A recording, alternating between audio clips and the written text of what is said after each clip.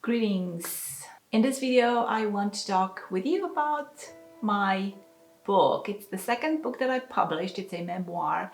And to me, it's so dear because in a way I had to get to it. It didn't come naturally. Actually, it was there, but I kind of struggled with it. And the reason I'm making this video is not just to tell you about my book and how super excited I am that it's out there selling on Amazon, but I want to encourage you to follow your dream. If you're an aspiring author, even if you are bored at your job or you feel like you need to do something else, follow that instinct, follow that urge, that calling. To me, my book was a calling. I moved to America when I was 30. I won the visa lottery. I packed 2 pieces of luggage and I left, which was kind of crazy because I didn't know anything. In my head, I kind of thought, okay, I'm just gonna live in a motel as I had seen it in the movies. You know, that would have been a crazy thing. Now, if you're familiar with America, you know what that means. So everything worked out, everything pretty much was meant to be. And I landed in the most amazing environment, which is the environment of the financial planning. I landed a job in the filing room and I did my best to move up. I went to school, I studied financial planning, I had amazing career opportunities, and I had pretty much everything, but I wasn't happy. And if you watch my other videos, you know that at the point I started journaling my emotions, because I had heard this thing, the quality of your life is given by the nature and the quality of your emotions. So as I journaled my emotions, I figured out, no, I'm kind of not really living at the fullest, at the best that I can be. But while I'm doing this, I was doing all these things, I had no idea what I was missing. I knew that there was something outside of the financial planning world, and it was kind of calling me. It was like pulling me like out of the office, like, you've got to just pay attention to us. And I didn't have the guts to look at it.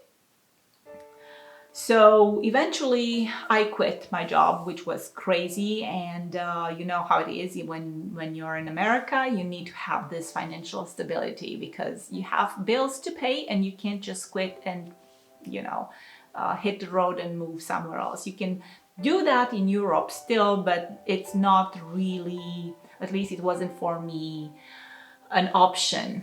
But I did it anyways. And once I quit my job, this is the most interesting part. I sat for the certification. I became a certified financial planner. And at that point, I asked myself this question: what if money wasn't a problem? What if I had everything in this world and I could choose anything? What would I do? So if this is your case, I invite you to ask yourself the same question. What would you do if you didn't have to work from 9 to 5?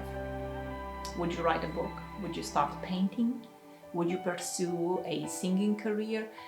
Or would you start your own business? Would you dare, dream about something super big and you would just take the first step towards it? You know the answer. So this is what I did. I quit my job. I answered this question, and the answer was, I'd write a book, or maybe several books, but I just started writing. And when I first allowed myself to write, to be creative, to pursue this calling, something that was from my heart and my soul, I would wake up in the middle of the night with the feeling of a download. It's like when you have all the muses and the inspiration and whatever you call it, bombard you with thoughts and ideas, and those transformed and turned into paragraphs and and then chapters. And then I realized, oh my God, like I'm writing a book. And this happened every night.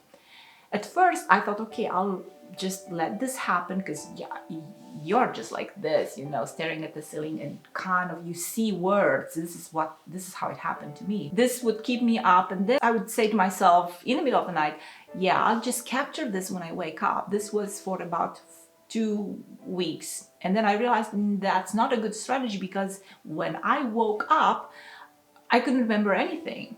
So I was like, okay, I've got to just capture this as it happens. I spent a few good months capturing this book.